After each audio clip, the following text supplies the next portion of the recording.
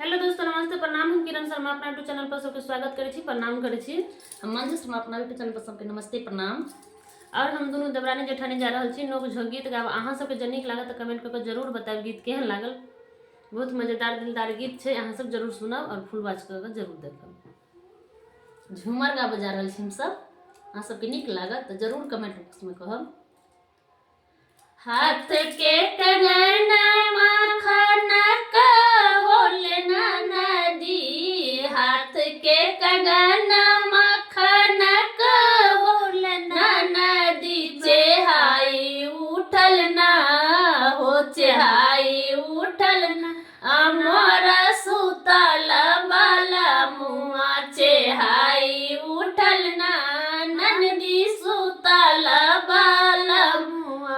वहु रे कंगनमा के सोनारा घाई भेजब, वहु रे कंगनमा के सोनारा घाई भेजब, बैरी न भेला ना, बैरी न भेला ना नंदी हाथ के कंगनमा, बैरी न भेला ना नंदी हाथ के कंगनमा।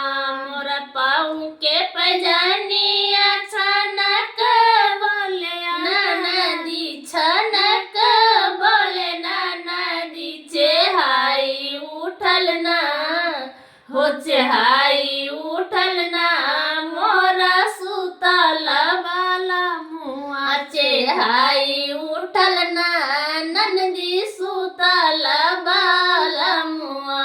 ओ पैजनिया के सोनारा घाई भेजब, ओ पैजनिया के सोनारा घाई भेजब, बैरी न भेला ना, बैरी न भेला ना नंदी पाँव के पैजनिया, बैरी न भेला ना नंदी पाँव के पैजनिया।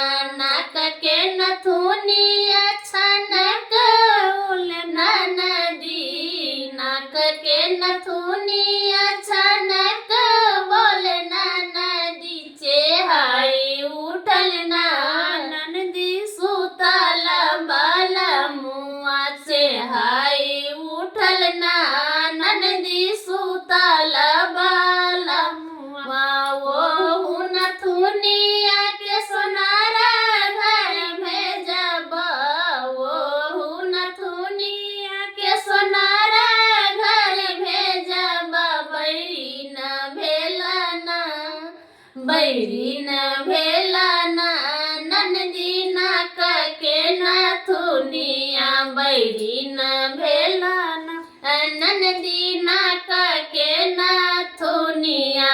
मांग के मंटी का बाछनक बोले नदी, मांग के मंटी का बाछनक बोले नदी, चेहाई उठल ना हो, चेहाई उठल ना मोरा सुतल बाला मुआ, चेहाई उठल ना मोरा सुतल बाला मुआ।